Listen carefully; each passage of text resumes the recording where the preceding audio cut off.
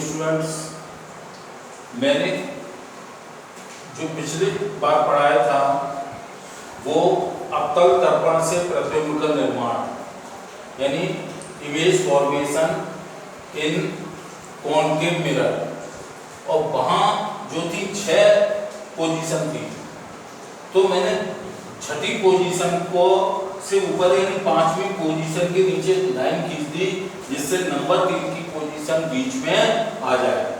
अब यहाँ पर इसी प्रकार से हम कॉन्वेक्स मिरर में इमेज की फॉर्मेशन का निर्माण करेंगे, यानी उत्तल दर्पण में प्रतिबिंब का निर्माण कैसे होता है। तो यहाँ केवल 2 कंडीशन है। अब 2 कंडीशन क्या है? पहली कंडीशन ये है एट इनफाइनिटी, यानी वस्तु कहां पर है? अनंत पर है। और दूसरी पोजीशन का हम जो फिगर बनाएंगे यानी रे डायग्राम बनाएंगे वो क्या दिखा करके बनाएंगे कि वस्तु कहां पर है।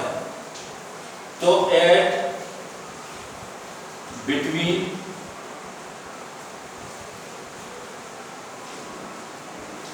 फोकस एंड ओ, यहां मैं एक खास बात लिख देता हूं, any place, eight any place, यानी किसी स्थान पर हो, लेकिन होनी चाहिए फोकस और पोल के बीच में ऑब्जेक्ट हमारा आना चाहिए। तो इसमें भी कोई 4 उत्तर देने पड़ेंगे जैसे अवतल दर्पण में यानी कॉनकेव मिरर में दिए थे तुमने, उसी तरह से 4 आंसर रे डायग्राम के देने पड़ेंगे।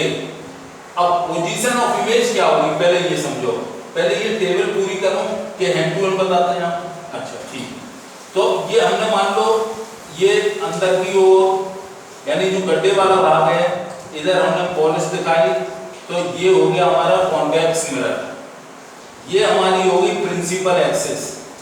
ये तो तुम जानते हो जब अनंत पर कोई भी वस्तु यानी ऑब्जेक्ट होता है हमारा तो उसकी रेज जो होती है यानी इंसिडेंट रेज जो है वो पैरेलल आती हैं। अब ये पैरेलल आने का ये हो गया, ये डाइवर्ज होगी यहाँ जैसे ही दर्पण से स्ट्राइक होगी यानी जैसे ही हमारी रिफ्लेक्टिंग साइड पर ये स्ट्राइक होंगी यानी टकराएंगी तो ये क्या होंगी? डाइवर्ज।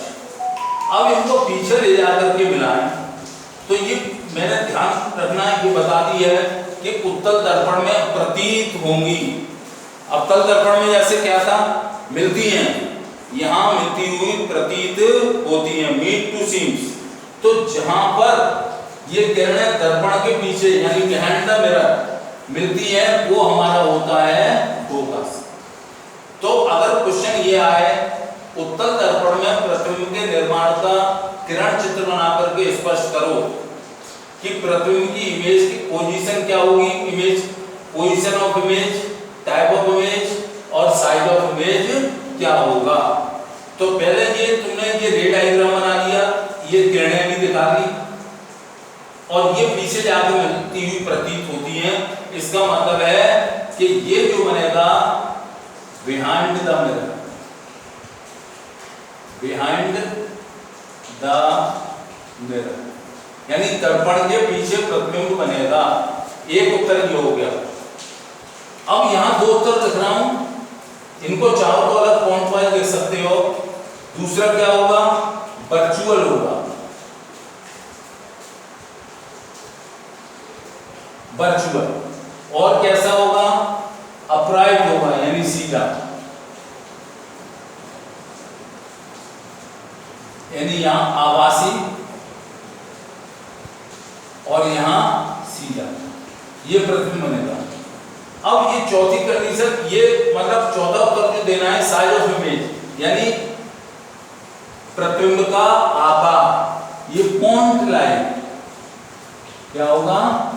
पॉइंट लाइन यानी जैसे हम डॉट लगा देते हैं ये, तो इतना छोटा बनेगा, इमेज छोटे बनेगी।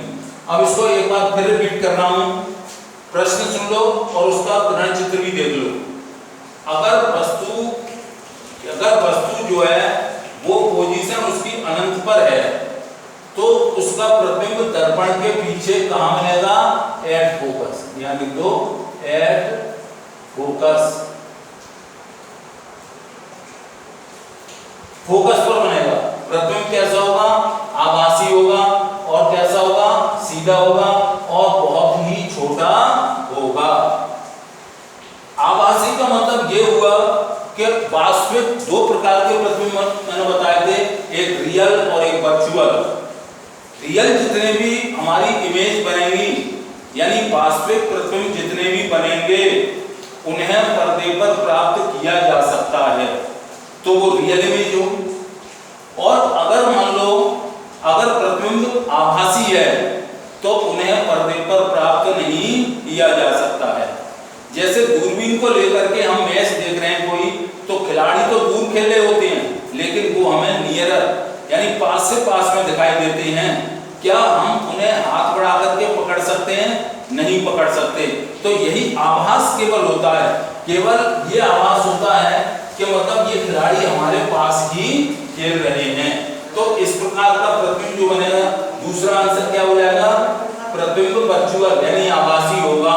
नंबर 3 प्रतिबिंब सीधा होगा और नंबर 3 इमेज जो होगी वो हमारी बिंदुवत यानी पॉइंट लाइक ही उसका प्रतिबिंब हमें प्राप्त होगा।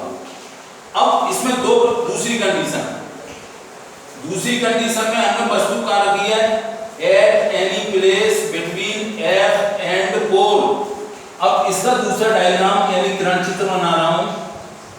ये उसी प्रकार से हमें ये पॉलिश दिखा दी, ये हमारी मुख्य अक्ष हो गई, ये हमारा यहां रख लिया। अब ये देखो इधर तो है अनंत यानी इंफिनिटी और ये हमारा क्या है? ओ। तो इसके बीच में तुम कहीं भी रख लो तो वो नियम ध्यान रखना, चार नियम रखना। आगे लेंस आएंगे वहां पर भी ये नियम काम करेंगे। यहां पर ये बता दूं, अगर किरण जो है हमारी पैरेलल आ रही है, कौन सी? इंसिडेंट रेज यानी आपतित किरण एक तो पैरेलल आती है, एक फोकस से होकर के हो जाती है, किससे? फोकस से होकर के जाती है। एक तीसरी बताई थी ऑब्लिक आती है यानी तिरछी आती है, और एक बताई थी सेंटर ऑफ कर्वेचर यानी वक्रता केंद्र से होकर के गुजरती है। ये 4 कंडीशन मैंने बताई थी, वही कंडीशन याद रखना। अब ये रेज जो मैं बना रहा हूं वो कैसी बना रहा हूं? ये वस्तु रखी हुई है, ये पैरेलल रेज है, ये इंसिडेंट रेज है, पैरेलल जाती है किसके? Main principal axis. Principal axis के जो किरण समांतर होती है वो क्या होगी? डाइवर्ज हो जाएगी। अब पीछे से किससे मिलाएंगे? डैश डैश से मिलाएंगे। अब यहां से जो कोई भी किरण आएगी वो यहां तक तो सीधी आएगी ये। अब ये यहां पर आकर के अगर दोनों मिलती हैं तो यहां पर वस्तु का प्रतिबिंब प्राप्त होगा, यानी ये फोकस और पोल के बीच में कहीं भी इमेज बन सकती है। फिर समझ लो, जब कोई प्रकाश की किरण मुख्य अक्ष के समांतर चलती है तो वो क्या हो जाती है? डाइवर्ज हो जाती है और पीछे जाकर के पोल यानी ध्रुव और फोकस के बीच में मिलती हुई प्रतीत होती हैं। अब इसके भी हमें 4 उत्तर देने हैं, तो 4 उत्तर में पहला उत्तर क्या होगा? Between mirror pole and focus. तो किसके बीच में बनेगा? बिटवीन पोल एंड फोकस, इनके बीच में कहीं भी प्रतिबिंब प्राप्त होगा, यानी प्रतिबिंब जो बनेगा वो इनके बीच में बनेगा। ये कंडीशन यही रहेगी, यानी यहां ये उत्तर दोनों में कॉमन रहेंगे, चाहे कोई सी भी कंडीशन पूछ ले। वही वर्चुअल एंड अपराइट,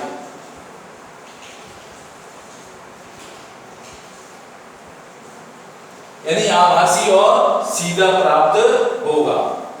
ये कैसा होगा? मैग्नीफाइड, यानी ये थोड़ा बड़ा हो जाएगा। बड़ा होने का मतलब है लेकिन वस्तु से छोटा ही रहेगा, तो हम यहां लिख सकते हैं स्मॉलर देन ऑब्जेक्ट, यानी वस्तु से छोटा प्राप्त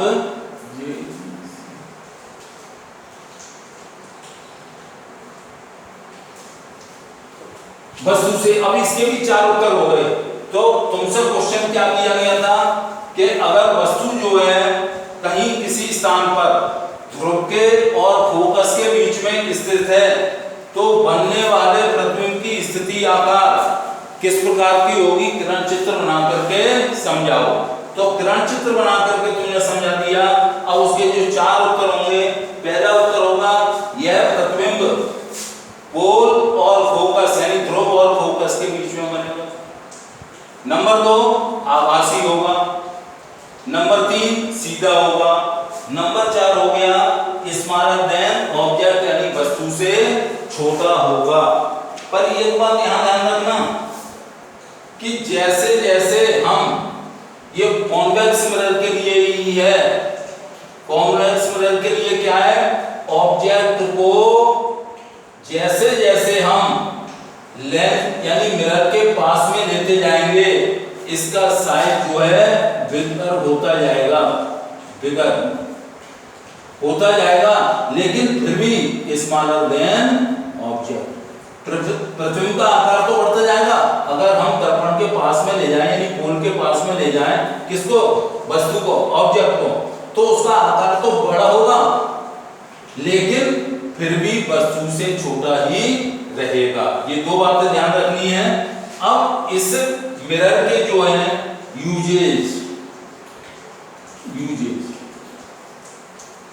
देखो, इसके 2 उपयोग बताऊंगा मैं और एक उपयोग से प्रश्न भी बनेगा, वो भी मैं हैंड टू हैंड तुम्हें बताऊंगा। पहला है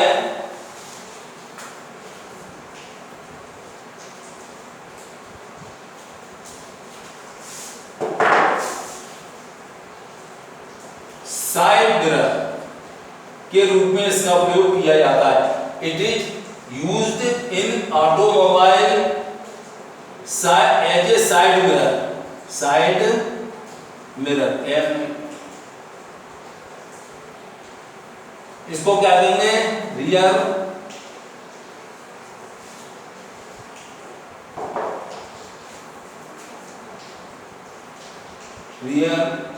व्यू मिरर भी कहेंगे, यानी पश्चिम दृश्य को देखने वाला दर्पण, यानी पीछे के दृश्य को देखने वाला दर्पण के रूप में इसका प्रयोग किया जाता है। अगर पश्चिम तरफ यानी बैक मिरर, साइड मिरर जो होता है ड्राइवर की साइड में लगा होता है तो वो इसीलिए लगा होता है। अब ये प्रश्न आ चुका है कि ऑटोमोबाइल में यानी किसी भी चाहे बस हो, चाहे ट्रक हो, चाहे कोई भी 4 व्हीलर हो, 2 व्हीलर हो, उसमें एक साइड मिरर लगा होता है जिसे रियर व्यू मिरर भी कहते हैं, यानी पीछे को दृश्य के देखने वाले मिरर। तो क्वेश्चन ये बना कि अगर किसी ऑटोमोबाइल में पीछे के दृश्य हमें देखना है तो कौन से दर्पण का उपयोग किया जाता है। तुम्हारा आंसर क्या होगा, उत्तल दर्पण का प्रयोग किया जाता है। अगर वो ये पूछ ले कि क्यों किया जाता है तो इसका आंसर ये होगा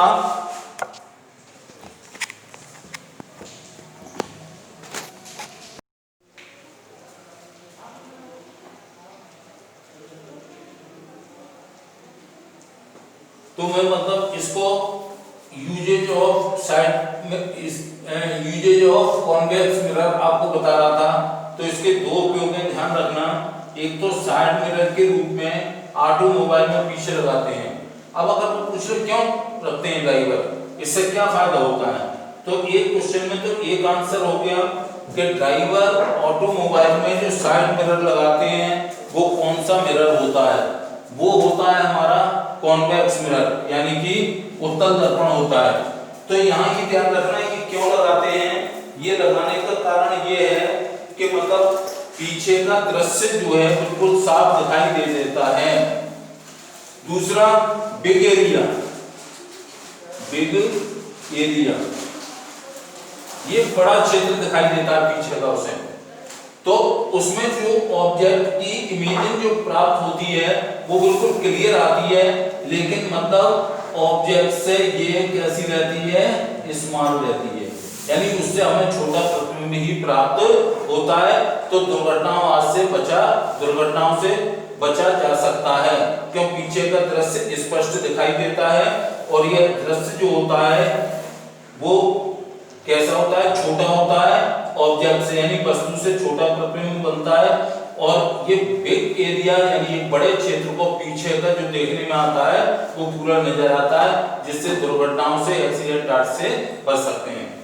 दूसरा है एटीएम मशीन, ये ऑटोमेटिक टेलर मशीन जो होती है, यानी जहां पैसे का लेन देन होता है वहां एटीएम मशीन के पीछे भी ये सामने जो है यही मिरर लगा रहता है। अगर वो पूछ ले आजकल एटीएम के सामने कौन सा मिरर लगाते हैं, तो उत्तल दर्पण यानी कॉन्वेक्स मिरर। तो ये क्यों लगाते हैं, जिससे हमें पीछे का दृश्य स्पष्ट दिखाई दे जाए, यानी पीछे कौन खड़ा है। आजकल फोर्जरी की घटनाएं ज्यादा हो रही हैं, उन घटनाओं को रोकने के लिए ही इस दर्पण का उपयोग किया जाता है, जिससे पीछे का दृश्य आसानी से दिखाई दे जाए कि कौन व्यक्ति खड़ा है, हु इज स्टैंड। तो पहचान, रिकॉग्निशन, घटना घटने के बाद उसकी पहचान हो जाएगी। तो ये दो उपयोग हैं इसके। अब मैं इसके फॉर्मूला ऑफ मिरर की बात करूंगा, formula of mirror.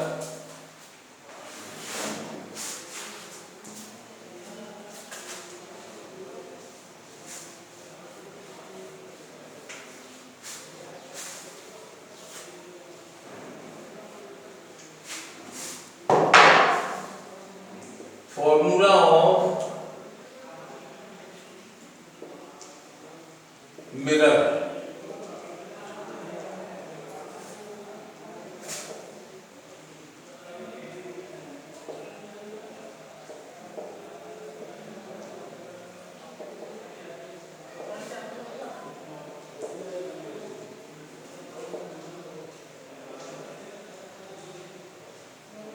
Prakash.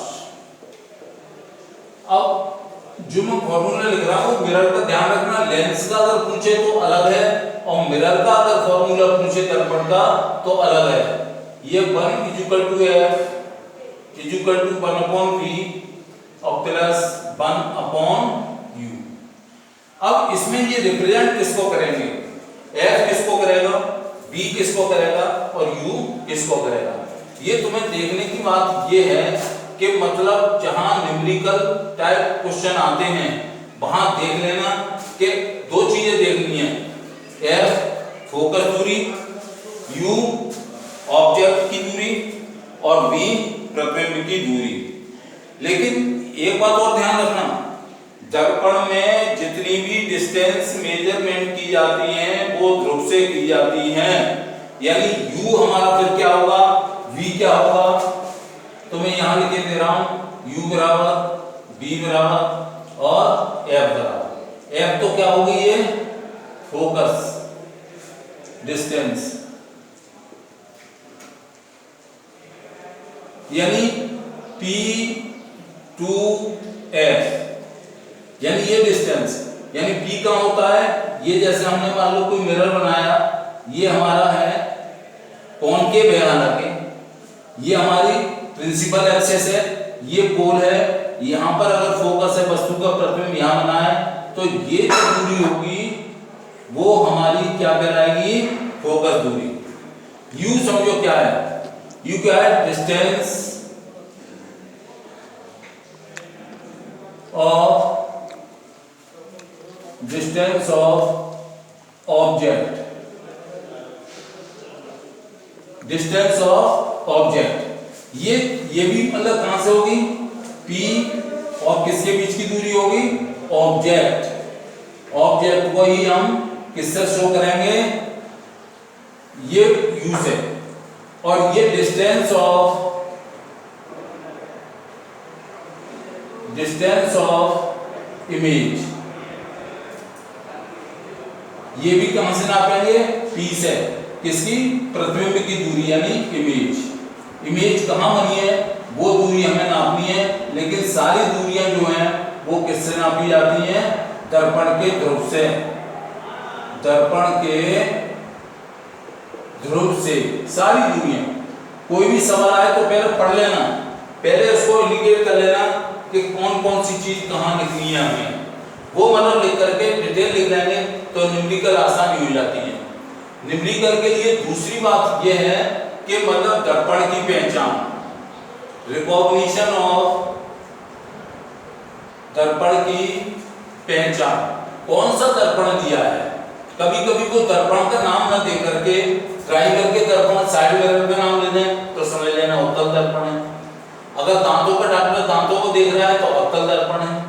Shaving करवा रहे हैं, शेविंग करवाते समय सामने जो नाई की दुकान में दर्पण लगा होता है वो कौन सा दर्पण है, अवतल दर्पण। उसके आधार पर तो दर्पण की अगर हम पहचान कर लेंगे तो प्रतिबिंब हमें पता चल जाएगा कि वो प्रतिबिंब माइनस में आएगा या प्लस में आएगा। इसी प्रकार से फोकस दूरी का पता लगा लेंगे कि वो माइनस में होगी क्या प्लस में होगी, किसके हिसाब से, किसके हिसाब से, एक आर्थिक चिन्ह परपाटी मैंने बताई थी, उसमें अगर ऊपर की ओर ये हमारी क्या है, ये दूरी u1 है, ये ऑब्जेक्ट है, क्या है, ऑब्जेक्ट, तो u हमेशा किस में होगा, माइनस में होगा। अगर प्रतिबिंब पीछे की ओर बनता है इसका, ये इमेज जो है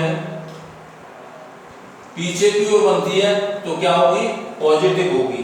अगर ये कोई ऑब्जेक्ट की हाइट पूछ ले, हाइट पूछ ले तो ऊपर प्लस में होती है और नीचे की ओर होती है माइनस में होती है। ये कार्तिक चिन्ह परपाटी होती है,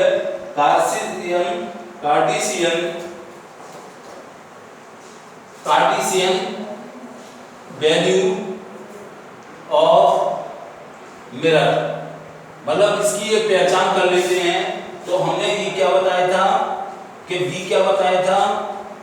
इसके लिए मैं एक बात और बताना चाहूंगा तुम्हें,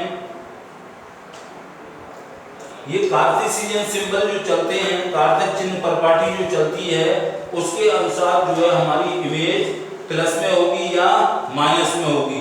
तो उसका ध्यान रखना है कि Cartesian sign convention, Cartesian sign convention, तो इस आधार पर हम एक इसके प्रतिबिंब का आवर्धन पूछते हैं। ये दर्पण का फॉर्मूला लिख लीजिए, अगर कोई न्यूमेरिकल आता है तो ये सूत्र के आधार पर, इस फॉर्मूला के आधार पर उसको सॉल्यूशन निकालेंगे। दूसरी चीज इसमें ये समझ लो, एक चीज आती है हमारी magnification, magnification,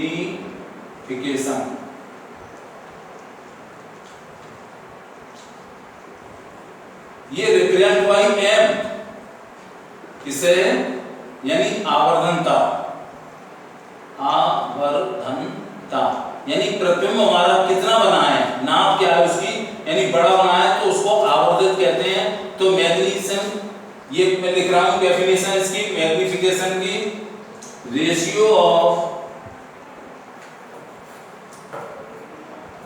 height of the object, ratio of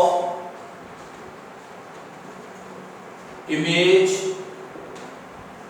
height to object height,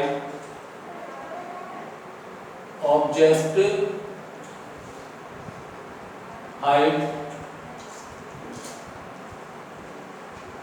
किस किस की हाइट का अनुपात, ये रेशियो ऑफ इमेज यानी प्रतिबिंब की ऊंचाई, प्रतिबिंब, और ये क्या हो गई, ऑब्जेक्ट, यानी ये हमारा क्या हो जाएगा, बिंब हो जाएगा। ऑब्जेक्ट बिंब और इमेज जो बनेगी वो क्या कहलाएगा, प्रतिबिंब। तो ratio of image height to object height is known as magnification, magnification, ये यहां तक। पर ध्यान रखना आवर्धनता पूछ रहा है कि आवर्धन क्षमता पूछ रहा है। एक दूसरी है आवर्धन क्षमता, आवर्धन क्षमता,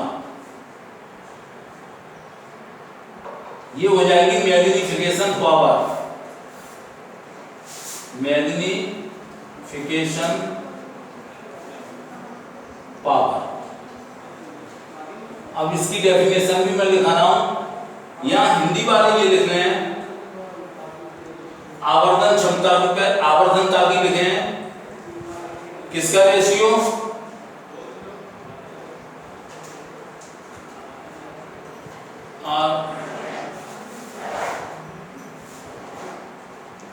रेशियो ऑफ प्रतिबिंब और बिंब की ऊंचाई के अनुपात को, ये बिगाड़ दे रहा हूं, पहले लिख लो प्रतिबिंब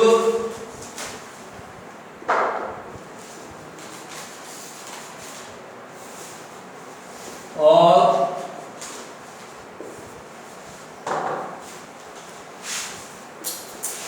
बिंब की ऊंचाई के अनुपात को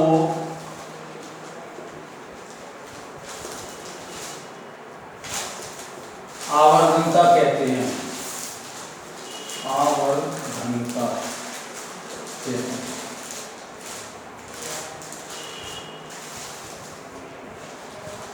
इसे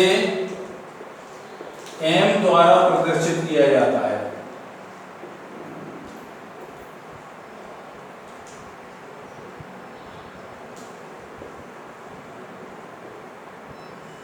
m द्वारा प्रदर्शित किया जाता है।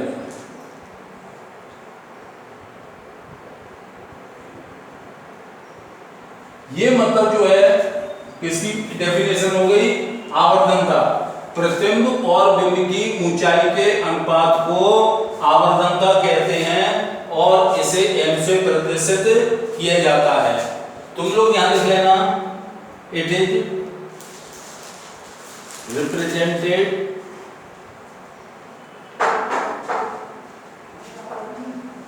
By, it is represented by m, यानी इसे m के द्वारा प्रदर्शित किया जाता है। तो इंग्लिश वाले देख रहे हैं कि बिंब और प्रतिबिंब की ऊंचाई के अनुपात को आवर्धनता कहते हैं। वो देख लेना पढ़ करके अच्छी तरह क्वेश्चन पेपर में कि मैग्निफिकेशन पूछ रहा है कि मैग्निफिकेशन पावर पूछ रहा है, तो उसी के अनुसार परिभाषित है। हिंदी मीडियम वाले देखें प्रतिबिंब और बिंब की ऊंचाई के अनुपात को आवर्धनता कहते हैं और इसे m के द्वारा प्रदर्शित किया जाता है। इधर देखें ratio of image height to the object height is known as the magnification. It is represented by m, किसके द्वारा प्रदर्शित करते हैं, m के द्वारा। अब दूसरा आता है ये आवर्धन क्षमता यानी मैग्निफिकेशन पावर। तो इसमें लिखना द पावर ऑफ मिरर, यहां लिख दे रहा हूं, the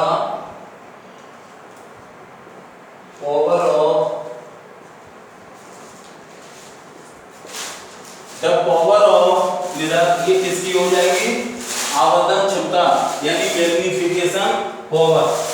तो क्या लिखोगे, the power of mirror to magnify the object, to magnify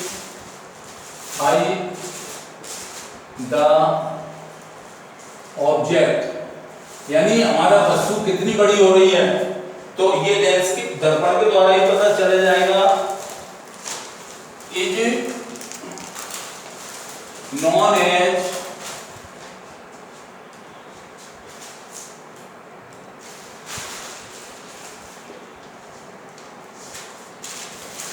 is known as magnification forward। इसे भी हम से प्रदर्शित करेंगे, मतलब उस दर्पण ने प्रतिबिंब को कितना आवर्धित किया है, वो क्षमता दर्पण की होती है। दर्पण की वह क्षमता ही मैग्निफिकेशन पावर कहलाती है। यानी दर्पण की जो मैग्निफिकेशन पावर होती है वो हमारी कौन सी क्षमता कहलाती है? Magnification power.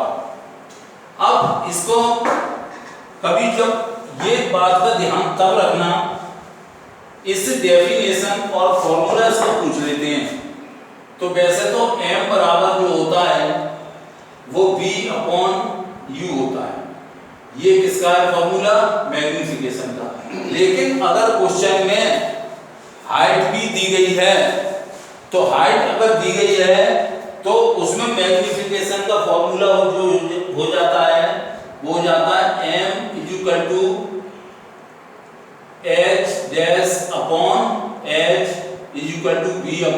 h-h/v/u।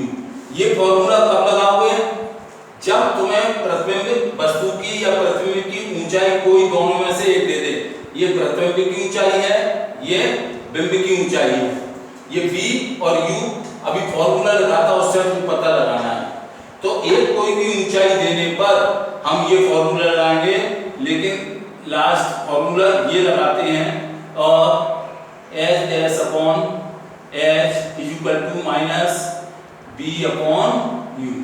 ये फॉर्मूला तुम्हें लगाना चाहिए।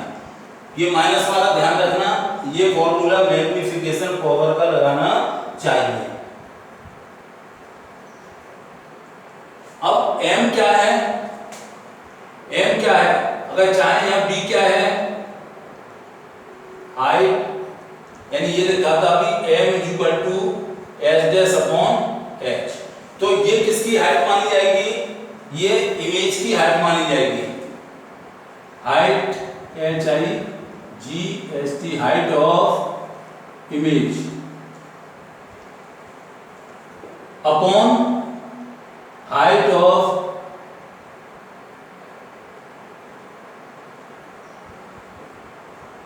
ऑब्जेक्ट। ये वाला फॉर्मूला लगाना है कब? जब हाइट की बात आए। तो ये होता है मैग्निफिकेशन पावर का फॉर्मूला है h' ये इसका क्या हो गया? सूत्र या फॉर्मूला हो गया। पहले डेफिनेशन भी पूछ लेते हैं, तो डेफिनेशन लिखने के बाद ही ये लिखना है। अगर तुम्हें मिरर का फॉर्मूला पूछते हैं तो 1/f=1/v+1/u लगाना। ये हमारे ध्रुव से किसकी दूरी है? ऑब्जेक्ट की। ये ध्रुव से किसकी दूरी है? प्रतिबिंब की दूरी है। f क्या है? फोकस दूरी। f जो है फोकल लेंथ है। v क्या है? Distance from pole to image, और ये distance from pole to object, ये ऑब्जेक्ट की दूरी है, और ये प्रतिबिंब यानी इमेज की दूरी है। तो अगर उसका फॉर्मूला तुमसे डायरेक्ट पूछता है तो ये लिख करके आना है h'/h=v/u। अब इसके कुछ न्यूमेरिकल अगर आते हैं तो ध्यान रखना, एक मैं चार्ट बना रहा हूं, उस चार्ट पर ध्यान देना। और ये इंग्लिश मीडियम वाले जो हैं वो पेज अपना 113 या 14 पर देख लें। कितने पे देखेंगे? 113 या 14 पर मटेरियल देख लें। और हिंदी मीडियम वाले जो हैं वो 115 पर अपना देख लें। 114-15 से या 113 से देखें। फिर बता दूं, हिंदी मीडियम वाले 1 से 13 113 पेज से देखना शुरू करेंगे, और इंग्लिश मीडियम वाले भी 113 पेज से ही देखना शुरू करेंगे। तो वहां ये लेंस फॉर्मूला 1 से 13 के आगे देखना, चाहे 1 से 14 का देख लेना। अब मैं कुछ पॉइंट लगा रहा हूं, उन पॉइंट पर विशेष ध्यान देने की जरूरत है। m का मतलब आवर्धन या आवर्धन क्षमता। इसे क्या कहेंगे, ये 4 पॉइंट कर दूंगा, m is number 1, m is negative, m क्या है, नेगेटिव है, एवं and v is greater than u, यानी प्रतिबिंब की मान ज्यादा है किससे, किससे, ऑब्जेक्ट से, तो प्रतिबिंब जो बनेगा वो रियल एंड इनवर्टेड, यानी ये वास्तविक होगा और उल्टा होगा। तो ध्यान रखना b की वैल्यू हमेशा ज्यादा होगी, है, या मैग्नीफाइड, ये 4 प्लान लिख रहा हूं, ये मतलब 4 उतारते जाएं। अगर m का मान नकारात्मक है, आनी आवर्धन क्षमता ऋणात्मक है, और b का मान हमेशा किससे ज्यादा होगा, q से, यानी कि प्रतिबिंब की दूरी ज्यादा होगी किससे, बिंब से, तो वो हमेशा जो इमेज बनेगी वो रियल यानी वास्तविक, इन्वर्टेड यानी कि उल्टी, तब क्या होगा, रियल, इन्वर्टेड और मैग्नीफाइड यानी आवर्धित होगा। दूसरा मैं लिख रहा हूं m is negative,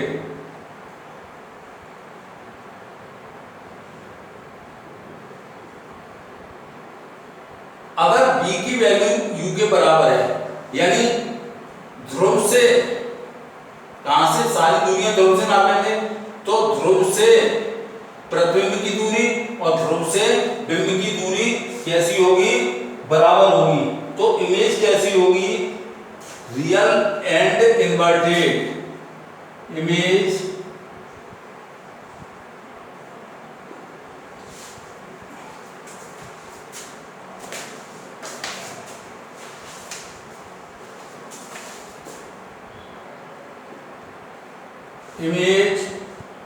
will be real and inverted। ये आंसर में लिखा जाता है, कभी कभी पूछ लेते हैं वो, रियल एंड इनवर्टेड यानी वास्तविक और उल्टी होगी। तीसरी कंडीशन क्या होती है, m जो है हमारा कैसा है, negative, m is negative.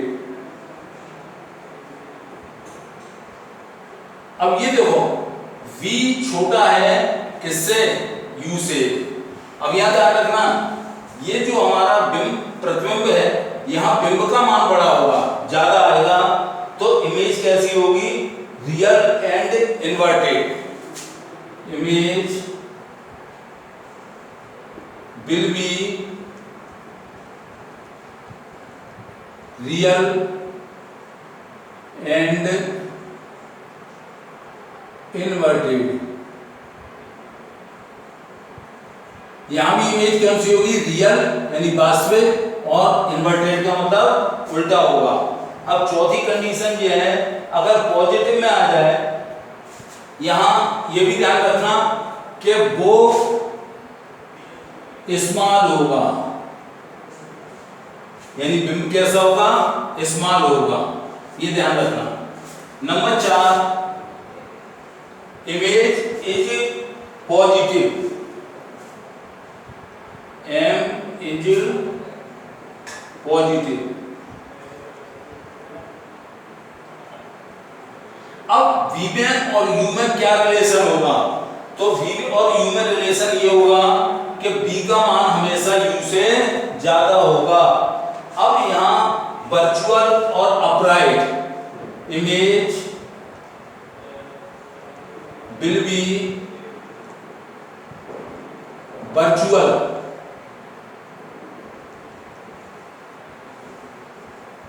And upright इसके साथ साथ और मैग्नीफाइड।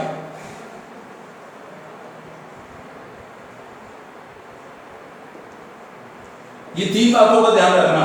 फिर एक बार रिपीट कर रहा हूं इसे।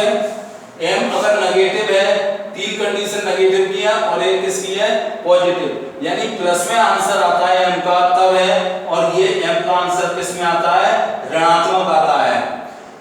यहाँ v बड़ा है किससे, u से, यहाँ दोनों बराबर हैं, यहाँ v छोटा हो गया किससे, u से, और यहाँ v बड़ा हो गया u से। यहाँ कंडीशन थोड़ी पलट जाएगी, जो रियल और इन्वर्टेड मिल रहे थे इमेज, हमें वो वर्चुअल और अपराइट यानी आभासी, कैसा होगा, आभासी, और ये क्या होगा, सीधा। यहां की कंडीशन देखो, वास्तविक, रियल का मतलब वास्तविक, और इन्वर्टेड का मतलब उल्टा, और मैग्नीफाइड का मतलब आवर्धित। ये चार कंडीशन ये बॉक्स बंद कर रहा हूं। कोई भी न्यूमेरिकल करेंगे तब इसमें तुम्हें अपना दिमाग लगाना पड़ेगा। ये चार कंडीशन है, इसके आधार पर कोई भी गणनात्मक प्रश्न हो। अब एक में गणनात्मक प्रश्न लेके चल रहा हूं, तुम्हें क्लियर हो जाए, और तुम देखना अपनी किताब में हिंदी मीडियम वाले जो है वो कौन सा देखेंगे। उदाहरण एक लिखा हुआ है पेज 113 पर, एग्जाम्पल एक, Hindi medium, example 1 on page 113, 113 number page पर देखेंगे हिंदी मीडियम वाले, और इंग्लिश मीडियम वाले देखेंगे उसी सवाल को, वहां एग्जाम्पल 3 पढ़ा होगा, और वो 114 पेज पर देखेंगे। इंग्लिश मीडियम वाले वही एग्जाम्पल 3 पढ़ा होगा, और ये देखेंगे 114 पर। तो तुम सवाल जब लगाओगे तो तुम्हें पता चल जाएगा कि मतलब क्या होते हैं, ये किसकी वैल्यू क्या होगी, किसकी वैल्यू क्या होगी, ये सवाल करने पर ही पता लगेगा। ये नोट कर लेना पेज, और घर पर जो मैंने पीडीएफ भेजी है उसमें पेज नंबर पर हिंदी मीडियम में जिसको एग्जाम्पल 1 दिखाया है, इंग्लिश मीडियम में उसी को एग्जाम्पल नंबर 3 दिखाया है। हाँ, ये भी एग्जाम्पल ही लिखा है, ये एग्जाम्पल 3, ये देखिए, ये पेज 114 पर है 114, और ये पेज 113 पर है। अब मैं किताब खोलो, जरा सवाल पढ़ो, ये इसका किताब हो तो खोलो।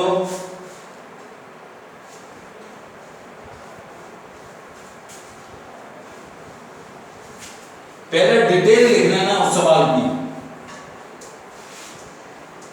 मैं सवाल में पढ़ रहा हूं, उसको देखना। A shaving mirror is at 20 centimeter from the face of a person.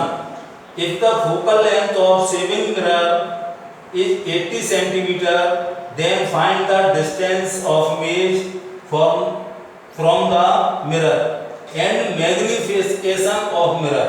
यानी लेंस की आवर्धन क्षमता भी हमें ज्ञात करनी है। तो इसकी आवर्धन क्षमता ज्ञात करने के लिए एक न्यूमेरिकल मैं तुम्हें समझाने चल रहा हूं। देखो, दो बातें ध्यान रखना। यहाँ एग्जाम्पल 3 है इंग्लिश मीडियम में, यहाँ एक तो दिया है कॉनकेव मिरर, ये पहचान बहुत जरूरी है, कॉनकेव मिरर। अवतल दर्पण, इसका मतलब है देखो उसमें आया था शेविंग कराने के लिए एक आदमी बैठा है, वो कौन सा दर्पण होता है, अवतल दर्पण, ध्यान रखना।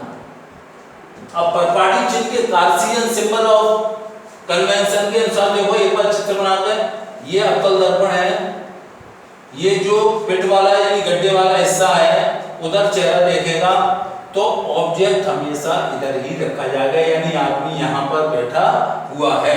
आदमी यहाँ बैठा हुआ तो ये इसके सामने है ऑब्जेक्ट, तो ये किस में होगा, माइनस में होगा, ये ध्यान रखना। तो इसकी पढ़ लो उसको। एक आदमी दर्पण के सामने 20 सेंटीमीटर की दूरी पर बैठा हुआ है, यानी ये हमारा क्या हो गया, बिंब, यानी क्या हो गया, ऑब्जेक्ट। तो यहाँ पर डिटेल लिख दे रहा हूं पहले, u इक्वल टू -20 सेंटीमीटर, ये हो गया। अब इसमें माइनस क्यों लगाया, क्योंकि अभी बताया था कार्टेशियन कन्वेंशन के अनुसार जो होता है, हम जो भी चीज होती है दर्पण के सामने क्यों रखते हैं, इसलिए पोल से यानी ध्रुव से जो दूरी होगी ऑब्जेक्ट की वो u कहलाएगी, इसलिए इसमें माइनस लगा दिया। एक फोकल लेंथ दे रहा है तो f इक्वल टू, या फोकस दूरी भी माइनस में होगी, क्यों, ये जो दर्पण है इसमें फोकल लेंथ इधर ही होती है, तो इसका मतलब है प्रतिबिंब इधर है तो फोकल लेंथ भी किसमें होगी, माइनस में, और ये उसने दे दी 80 सेंटीमीटर। अब दो चीजें हमें ज्ञात करनी है, एक तो प्रतिबिंब की स्थिति और एक है मॉडिफिकेशन पावर, दो चीजें ज्ञात करनी है। तो इन दो चीजों को ज्ञात करने के लिए हम क्या करेंगे, पहले हमें b ज्ञात करनी पड़ेगी। ध्यान रखना सेविंग मिरर जो होता है वो कॉनकेव मिरर यानी अवतल दर्पण होता है। तो पहले लेंस फॉर्मूला, ये हमने डिटेल लिख दी, दो चीजें हमें दे रहा है और दो फाइंड आउट करनी है। तो पहले हम फॉर्मूला लगाएंगे 1/f is equal to 1/b plus 1/u। ये अब एक एक चीज उठा करके रख लो। f कितनी दे रहा है, -80, तो f की जगह f को हटा दो और यह -80 is equal to 1/v, v हमें फाइंड आउट करनी है, प्लस 1/u, ये कितना u दे रहा है, -20। अब देखो तुम मैथमेटिक्स करते होगे तो ध्यान रखना ये माइनस और प्लस के सिंबल पास पास आ रहे हैं, दोनों मिलकर के क्या हो जाएंगे, शाबाश, माइनस। तो 1/, अगला स्टेप होगा is equal to 1/v minus 1/20। अब इसका एलसीएम ले लेना तीनों का एक साथ, यानी taken to LCM in both side, दोनों पक्षों का लघुत्तम लेने पर तो ये क्या आएगा, कोई बताओ, -80v हमने एलसीएम ले लिया।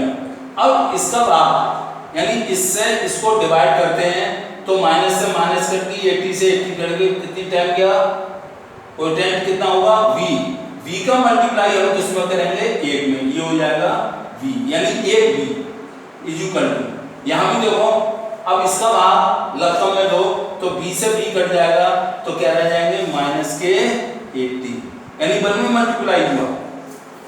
अब ये माइनस है, ये भी माइनस है, तो ये क्या हो जाएगा, प्लस हो जाएगा, और 24 जा 80, यानी 20 का भाग 80 में कितनी बार गया, 4 बार, तो यहाँ जाएंगे 4। यहाँ तक समझ में नहीं आया हो तो पहले पूछो ये प्लस क्यों किया, ये कितने हैं 20, और ये कितनी बार भाग गया, 4v 4v, यानी ऐसे कर लो -80v अपॉन 20, 24 जा 80, तो -4 आया इक्वल टू -4, लेकिन यहाँ माइनस लगा हुआ है इसलिए यहाँ प्लस कर दिया, तो ये इक्वेशन बनी हमारी। अब ये फायदा होता है दोनों पक्षों का हम लघुत्तम लेते हैं, यानी taking the LCM in both side, तो ये वैल्यू खत्म हो जाती है। अब इसका मतलब क्या हुआ, 1v इज इक्वल टू -80 और प्लस 4v, ये v इधर आ जाएगा तो 1v ये प्लस का है मेरी तरफ आएगा, यानी लेफ्ट हैंड साइड पर आ जाएगा, तो क्या हो जाएगा माइनस के 4v is equal to minus के आ गए 80। ये एक प्लस का और एक माइनस का है, तो इन दोनों का टोटल जो होगा वो क्या होगा, माइनस के 3v is equal to minus के 80। हाँ ये -80 है, ये रहेगा, इससे नहीं कुछ हमने इधर उधर किया उसी साइड में है, यानी हमारे कौन से राइट हैंड साइड में है, तो हमारा हो जाएगा -3v = -80। तो v = क्या हो जाएगा, -80 अपॉन -3, माइनस से माइनस कट गई, ये v बराबर ये हो जाएगा 26 सेंटीमीटर अप्रोक्सीमेटली। अब देखो ये प्लस में आया, अब प्लस में आया तो प्रतिबिंब कैसा होगा, इसका मतलब प्रतिबिंब हमारा जो है दर्पण के पीछे बन रहा है। हम शेविंग करा रहे हैं, यहाँ सामने बैठे हैं, ये दर्पण लगा हुआ है, इसके पीछे हमारा प्रतिबिंब बनेगा, इसका मतलब ये कैसा होगा, पॉजिटिव होगा। तो पॉजिटिव होगा तो इसका मतलब क्या निकला, image will be formed at 26.6 centimeter behind the mirror समझ में आ गई। अब यहां लिख देना behind the image will be behind the mirror at 26 approximately centimetre approximately, ये दर्पण के पीछे बनेगा। तो हमने B यानी प्रतिबिंब की दर्पण जो पीछे बनेगा वो दूरी कितनी है, वो दूरी जो आ रही है वो इतनी आ रही है। अब इसका एक चीज और ज्ञात करनी है, मॉडिफिकेशन। अब हमें प्रतिबिंब की ऊंचाई तो दे नहीं रहा है, तो सीधा सिंबल लगा लो m =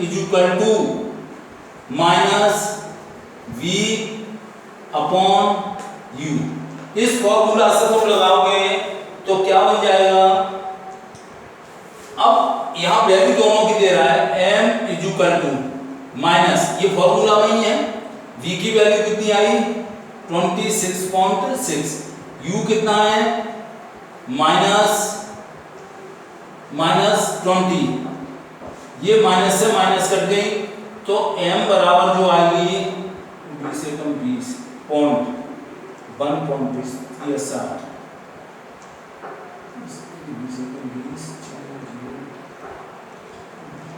1.33 इतने टाइम्स होगी, इतनी गुनी बड़ी होगी। तो उसमें हम क्या लिख देंगे कि जो हमारा इमेज होगी वर्चुअल होगी और अपराइट होगी, क्यों पीछे बनना है। तो यहां आंसर और लिख देना, इमेज विल बी वर्चुअल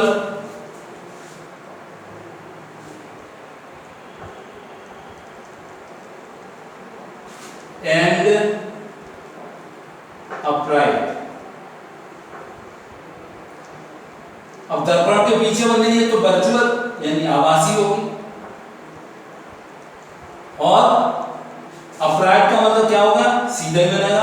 हम दर्पण में जब बैठते हैं शेविंग कराने के लिए तो हमें प्रतिबिंब अपना सीधा ही दिखाई देता है, लेकिन आभासी होता है। आभासी क्यों लिख दिया, क्योंकि अगर हम उसको पकड़ना चाहें अपने प्रतिबिंब को तो हाथ में पकड़ नहीं आएगा, केवल सीम्स यानी प्रतीत होता है, इसलिए वैसा प्रतिबिंब कैसा होता है, आभासी होता है और सीधा होता है। फिर समझ लो ये प्रतिबिंब जो है दर्पण के पीछे बनेगा 1.33, ये कितनी 26.6 सेंटीमीटर पीछे बनेगा, यानी कहां, दर्पण के पीछे बनेगा, ये यहां कहीं होगा, ये यानी पोल से ही होगा, पोल से ही दूरी होगी वो 26.6 सेंटीमीटर होगा, लेकिन इसकी रेज जो मिलेंगी वो किससे मिलेंगी, डॉट डॉट डॉट से। तो इसका मतलब कैसा हो गया प्रतिबिंब, आभासी है, और ये हमेशा सीधा रहता है, आभासी और सीधा यानी वर्चुअल एंड अपराइट। इसका मॉडिफिकेशन निकाला तो 1.33 टाइम्स आएगा। अब देखो मैं होमवर्क दे रहा हूं ये कि इसमें शायद 2 न्यूमेरिकल और हैं, एग्जाम्पल के लिए हैं, उनको पहले तर्क से ये समझना कि हमें दर्पण कौन सा दिया हुआ है। दर्पण अगर मालूम पड़ जाए तो हम जो u माइनस में है कि प्लस में है, b हमारी माइनस में आएगी कि प्लस में आएगी, v बी जो है वो किस में आएगी, एम किस में आएगा, ये हमें इन सूत्रों के द्वारा ही पता लगता है। Thank you. आगे से वो उदाहरण और कराऊंगा, वो करके ट्राई करना, नहीं आए तो बताऊंगा यहाँ पर।